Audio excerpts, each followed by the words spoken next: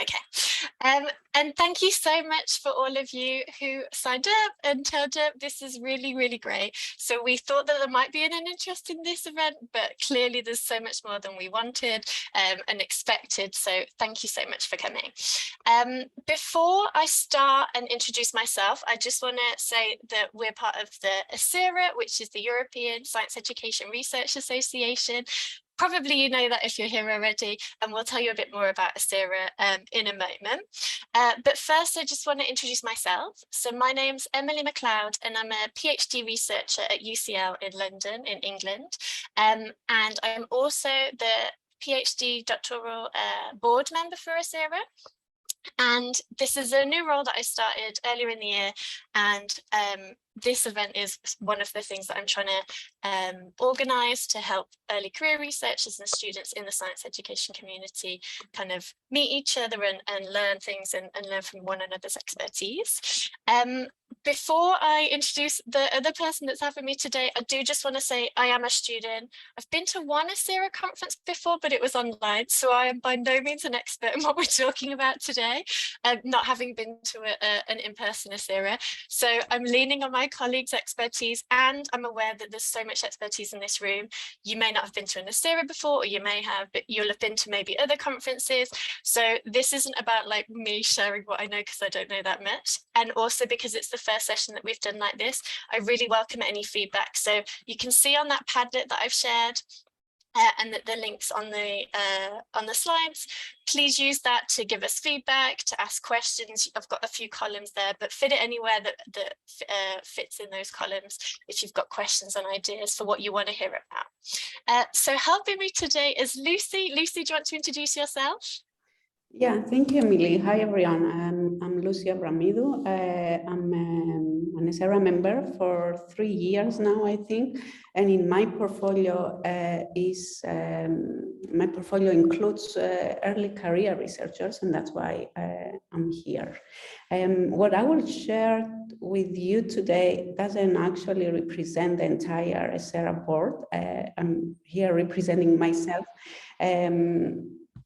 And I'll be sharing some tips based on my long experience with attending ESERA conferences, as well as a series of acceptances, as well as rejections. Thank you so much, Lucy, and thank you for all of the expertise you're going to share with us. I also want to thank Sibel, who's the president of ESERA, who was going to be here today but sadly can't join us. So thank you to Sibel for supporting this session, and to all of the other ESERA board members for supporting the session.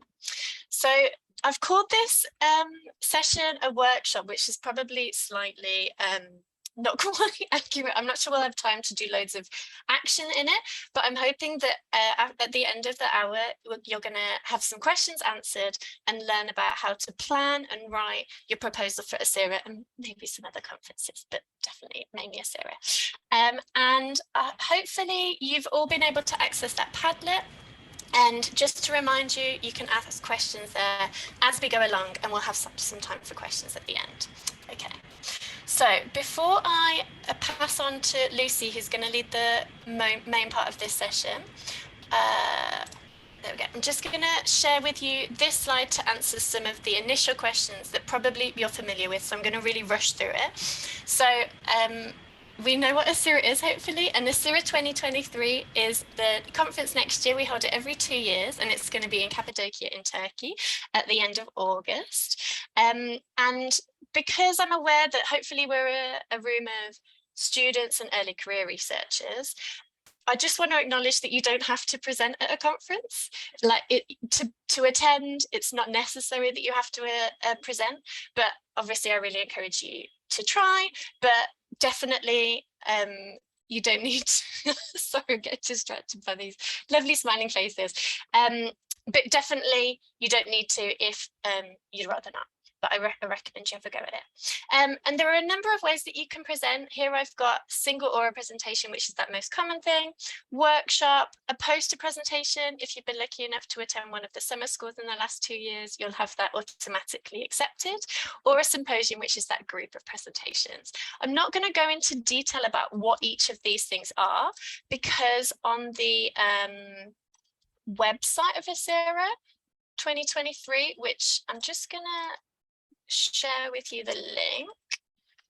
There's lots of information on there about each of the different things that you can apply to present, and a bit more about, here we go.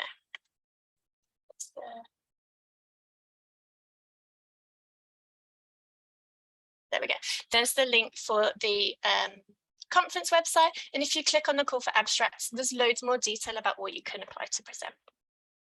So the call is now open to apply to present at ESERA, but it's open till the end of January. So there's not an immediate rush to apply, but it's good to start thinking about it now, which is why we're hosting this event now. And you apply by the end of January, and then you hear back in April, and Lucy will tell us a bit more about those timelines. I want to say as well that no matter what you apply to present, the proposal template is the same for everything, and you can find that at the bottom of the page of the call for abstracts on that link that I've just shared with you. Again, I'm not going to talk to you in detail about that because hopefully that should be fairly straightforward, but if you've got questions about it, please share on the Padlet. And the last thing I want to say before I hand over to Lucy is I would also recommend that you familiarise yourself with what's called the ESERA strands. So if you've applied for a conference before, you'll be familiar with strands, but this was something that I only learned about in the last couple of years. So they're going to be publicised on the website in the next couple of weeks. They're not quite there yet, but this is a group of about 17 different areas of research. And when you apply to present your research, you allocate it to a strand, and then the reviewers who review your proposal will be part of that strand. And then if you're accepted, you'll present within that strand.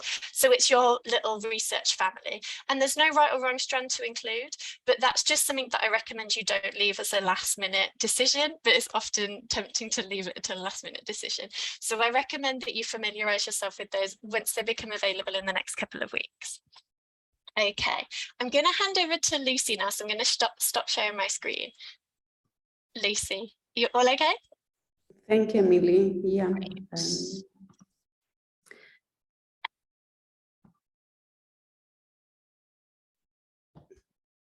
Okay, so now, Emily, you have to admit the people are in the waiting room. Okay, thank you. So Emily shared the timeline, so I'm not going to go through that.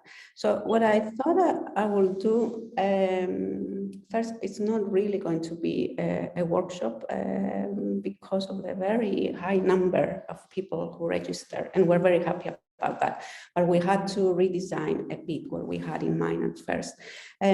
So here is how I thought we will work today. Here you see the review criteria that reviewers have in their hands when they receive your proposals, and I uploaded on tablet an example of a successful proposal, and that is my proposal. Not to imply that it's a perfect example, it has quite a few limitations. But if you can, on your own, go through the proposal in not more than 10 minutes, and then we'll get back together, and then I will go through the proposal almost line by line, or section by section, or paragraph by paragraph, and compare it with these review criteria. But I think it will be helpful if you have at least a quick look at it. If you are able to access the Padlet, please go ahead. You can see a PDF document there. And then I will start my monologue in 10 minutes from now.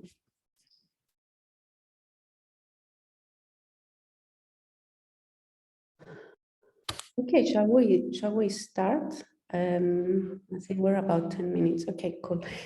So I will share a few tips in the next couple of slides, and then I will go through them through the proposal, and then hopefully we'll have a few minutes for to respond to your questions.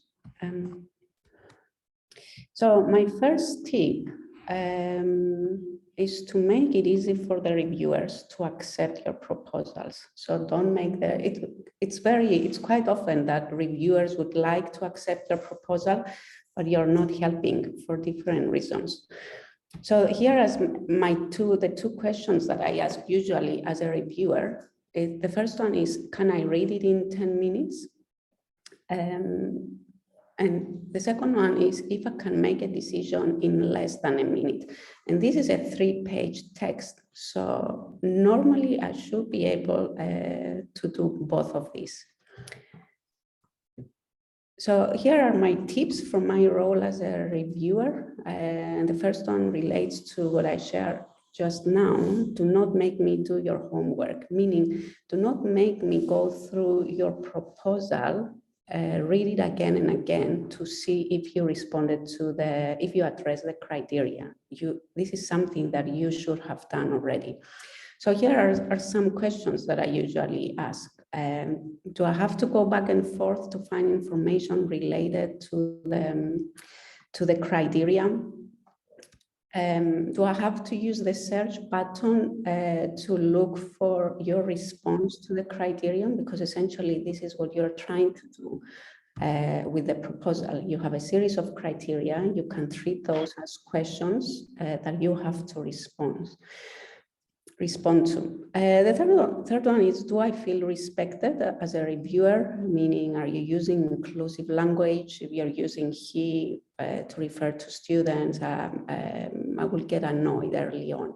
If I'm outside of the US and your paper doesn't have a single citation to work that is done outside of the US, then I don't feel very respected. Fourth one, am I cited? Not because I'm so self-centered, but when I look for citations to my work, is because I am assigned to review proposals that directly relate to my work. But then I also look if I'm cited in a meaningful way or whether my name is simply thrown in the text. Then I also look whether you are cited. Do you have any self-citations in the text? And again, I'm also looking if you're cited in a meaningful way. Do you make references to your previous work that connects directly to this work? Or do you again just simply include your name to show that you have published in the past?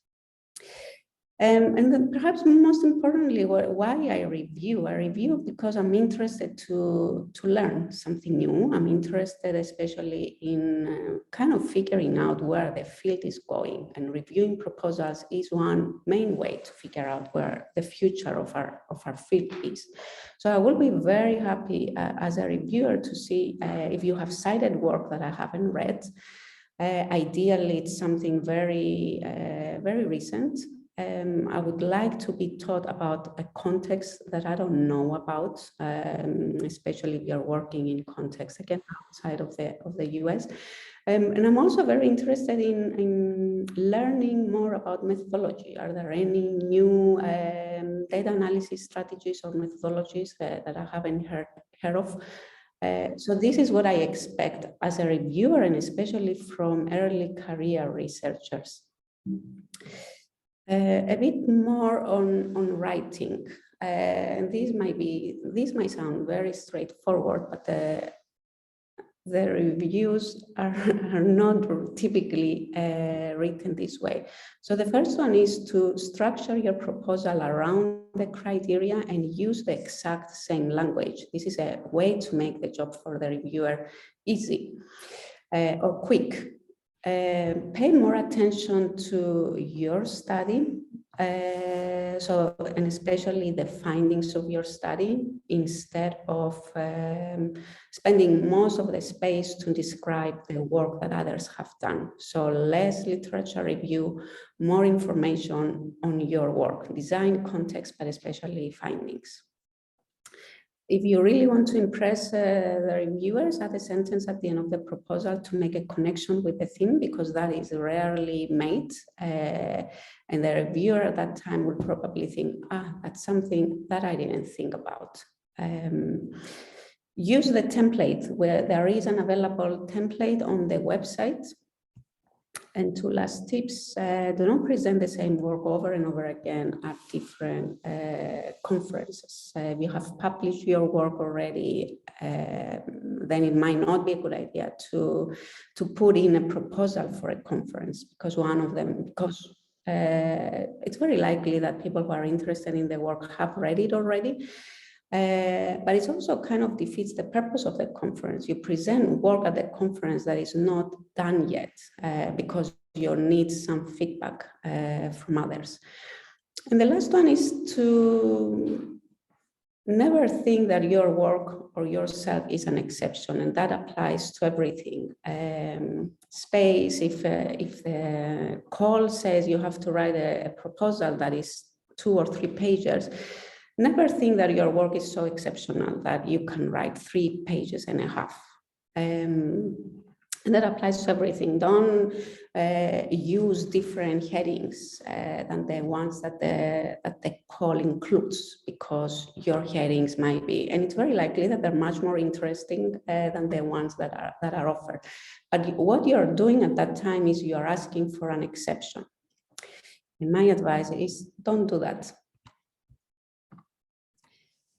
This one is very important, especially for ESERA, because I'm really proud to say that I really feel that we are becoming more and more international as the years go by. And here are a few things that are really problematic in different ways. So quite often we read papers that include phrases such as "in the US" and "elsewhere." That is very problematic, because you see at the map here what the US represents in the world and what elsewhere represents. So size matters here. But also it kind of implies a more arrogant or ignorant or colonial positioning if you use these kind of phrases. Other phrases that we typically see in the UK and other places of the world, implying that it's the UK and the rest of the world fits in one box. Something as this typically comes from the US, but I think this is something that researchers in the US have to navigate, because the naming of the reform documents do not help. So usually we see phrases such as reform documents around the world, and then we see a citation from the National Research Council, which is in the US. The problem with the National Research Council is that it doesn't include information about what country. Why would a reviewer assume that this refers to the US? We don't see this kind of naming coming out of countries like Sweden, the Netherlands, or Germany. Then again, in relation to the international audience, try to describe your context and the population in quite some detail that will help international audience understand. Refugee population in Sweden is very different than the refugee population in Cyprus or in Greece. A Roma population in Spain, what does that mean? A tip is to use citations from global reports, especially at the beginning of your proposal, and also, of course, use citations from international literature, even though you're working in a specific context or country context. In theory, your work is informed by international literature, and the only way you have to show you have in your hands to show that is through the use of citations. And the last one, how do we get better at this from experience? You have to read a lot and review a lot. Reviewing is like talking to your therapist. You get somebody else have another look at your work. This is a set of tips. I'm going to try now to go through the proposal really quick, not more than 10 minutes, to identify some positive aspects of this proposal, as well as some negative aspects of this proposal. Some of you might wonder about the success rate of ESERA, and that is 70%, which is quite high. So what I'm sharing with you today, it's not to get you through the 70%, it's to get you through even when at some point the acceptance rate drops to 50 or 40%. So I guess in a way, maybe I'm putting some pressure on you right now. So I hope that you can see a PDF document, which is a proposal right now.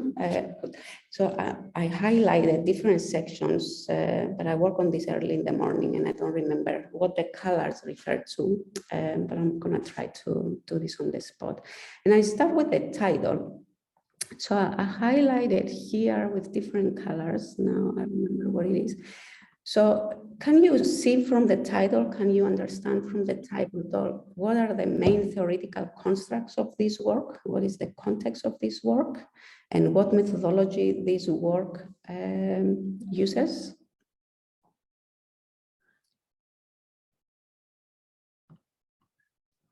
I hope that it's pretty obvious. Two main theoretical constructs are identities and recognition. Physics is the context, life stories is a methodology, women are the participants. And these are the words that find their place in keywords. And keywords are very important because these are the words that the system will use to assign your proposal to the reviewers. And I start right now in the beginning. So you see the first sentence, I make a really broad claim in every region of the world. So I'm trying to showcase that this problem that I'm examining, it's worldwide, it's global. This is a very big claim, but I support that with a citation to a global document, UNESCO.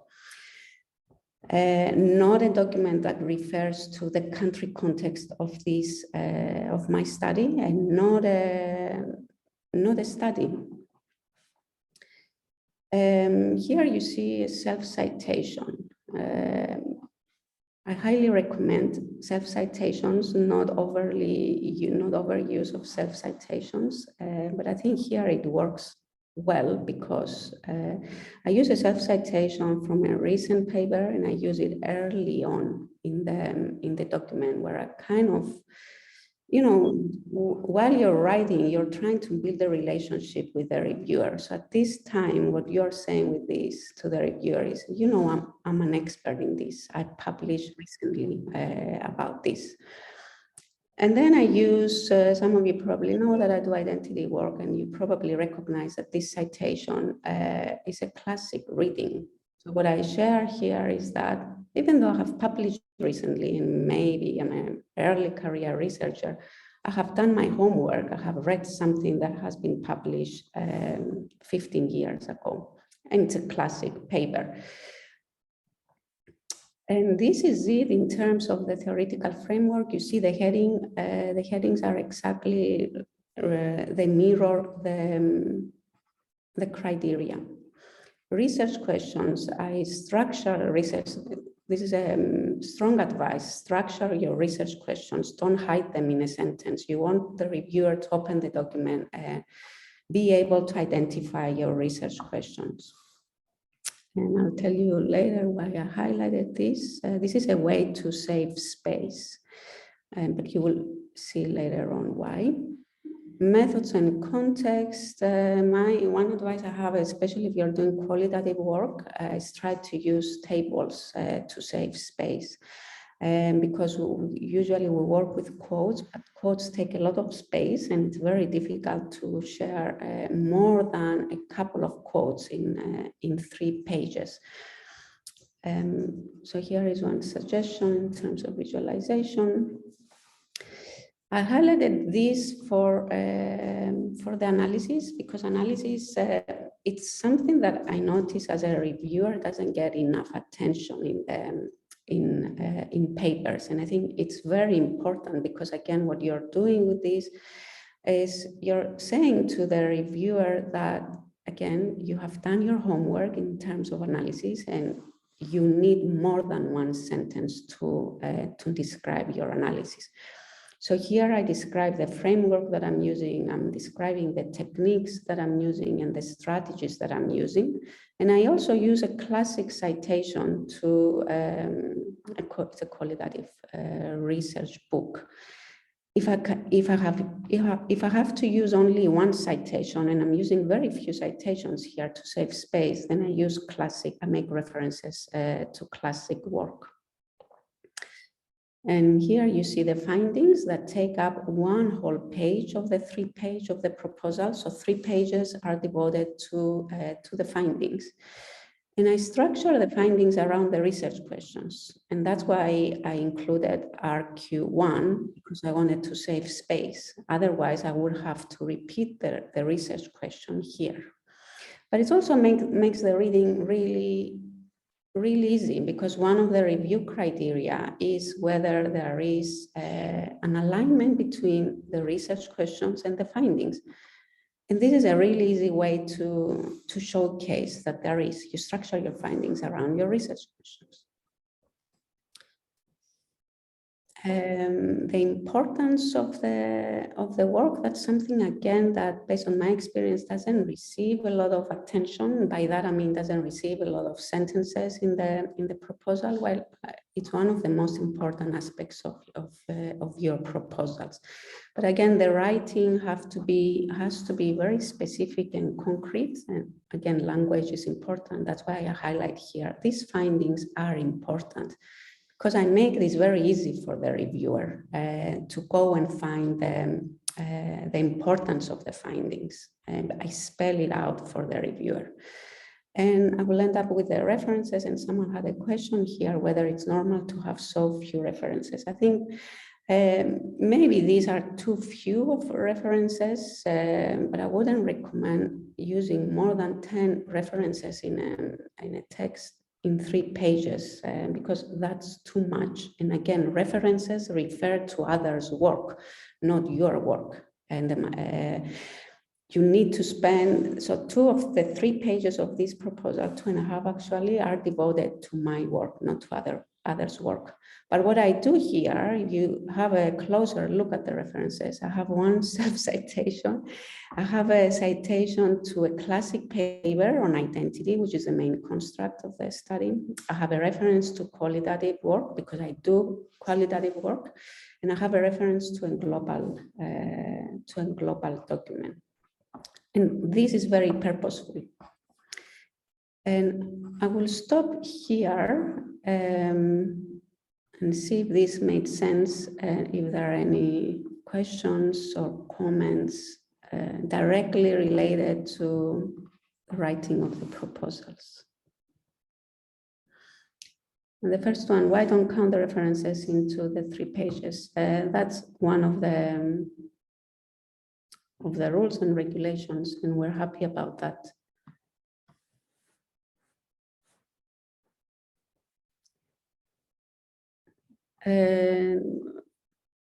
How shall we do this, Emily? Should I go through the Padlet, or can people unmute and share questions? Yeah, so we'll have some time for questions in the last 10 minutes, but if anyone's got any questions, feel free to maybe raise your hand and unmute, or put it in the chat about Lucy's very generous example. Thank you so much, Lucy, for sharing that. That was so useful. Yeah, so if anyone's got any specific questions about that, then please raise your hand or unmute or use the chat.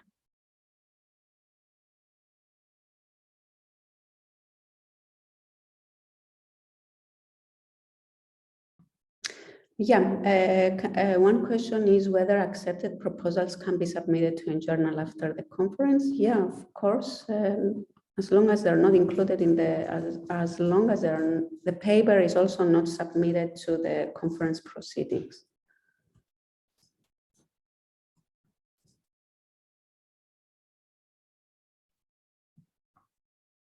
Someone's got a question about add a sentence at the end. I'm not sure, is that? Yeah, that was about the conference theme. So each conference has a theme, and this year I think it's about cultural heritage, connecting science education and cultural heritage. So it might be a good idea if you find a way to connect your work with the theme of the conference and say, this work fits the theme of the conference because of these 1 or 2 or 3 reasons.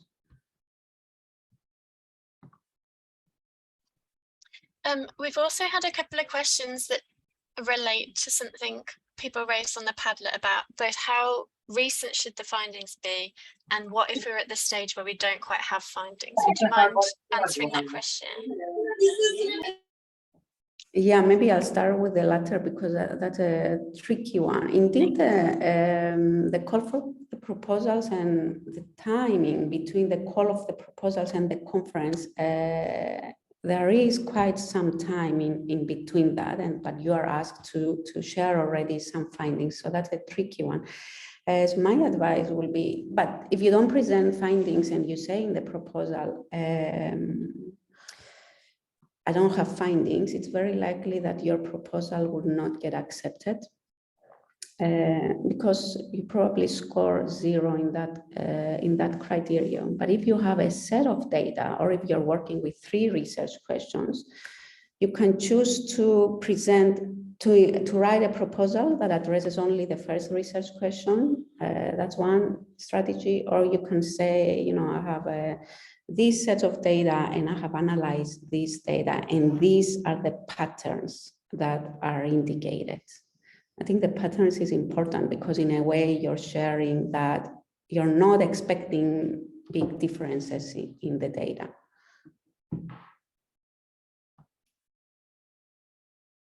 Yeah, I hope that helped, but this is tricky. Like, yeah, a lot of people try to imagine how their analysis will look like. I wouldn't recommend it. It shows if it's science fiction, it shows in the writing, because you also have to talk about implications of the data. So it's a lot of things that you will have to imagine. So yeah, my suggestion would be make it smaller, work with what you have. Because like a lot of students, for example, might have done pilot studies, and that's fine to include, presumably, if there's findings from that. You can say those. Yeah. Yeah. Yeah. I've just included the link again to the call for abstracts. There's so much information on there, but part of it is repeating what Lucy's already shared, the criteria against which all the proposals are marked. Grace, you've got a question. Do you want to unmute yourself? Yeah, my question is about if you submit a proposal for a paper. I know some conferences, if you submit for a paper and like your work is maybe not enough for a paper, they might like downgrade it to a roundtable or poster. Does that happen at ESERA, or is it just like what you submitted for? If you're either accepted or rejected, there isn't a recommendation for a different format, say? Thank you. That's a great question, Grace.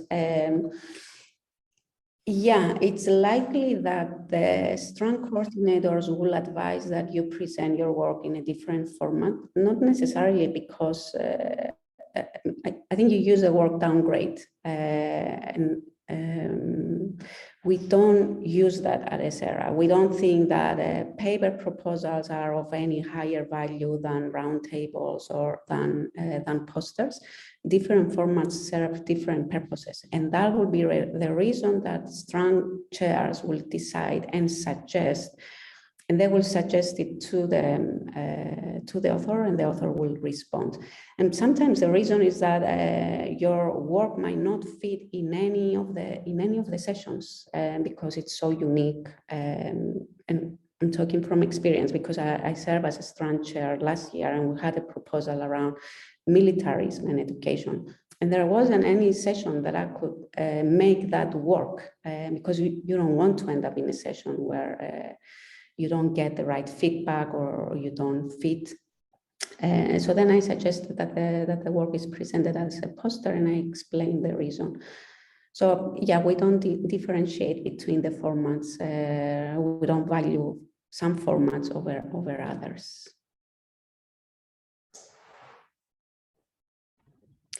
Lucy, just one more question about like presenting a theory paper, and then I'll just move on to our last slide. A theoretical paper, is that what you said?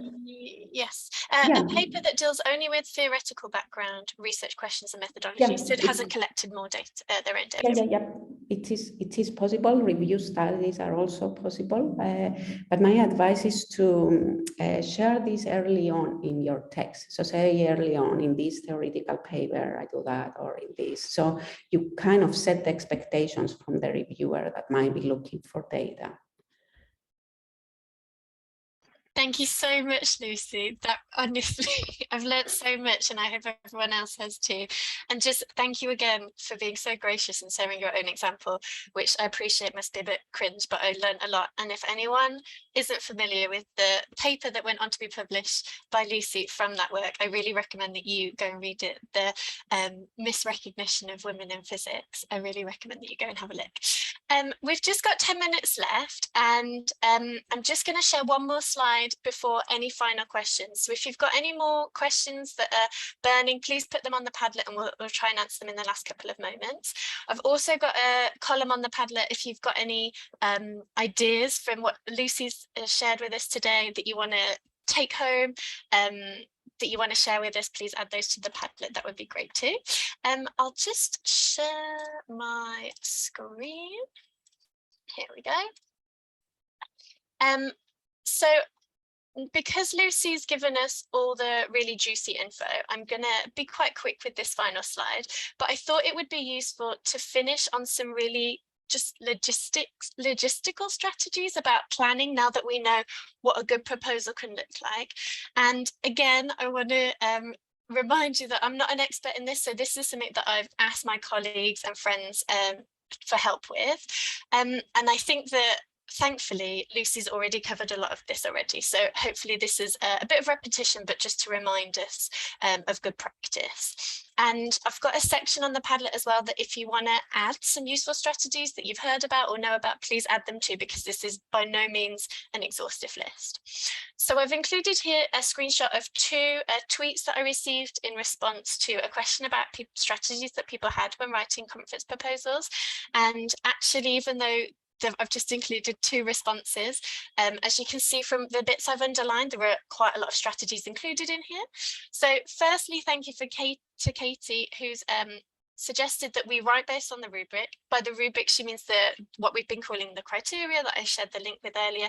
That's really obvious on the ESERA 2023 website. So reminder that we're writing to that. And as you've heard from Lucy, the reviewers are reviewing to that. Something that I heard from a colleague was that they sometimes create a table of the rubric. Maybe they break them down even more than they're broken down, and then they use that to kind of mark themselves or tick themselves off as they write and edit their proposal, so that they're like marking or reviewing it as they go along themselves. So that's something that you could try.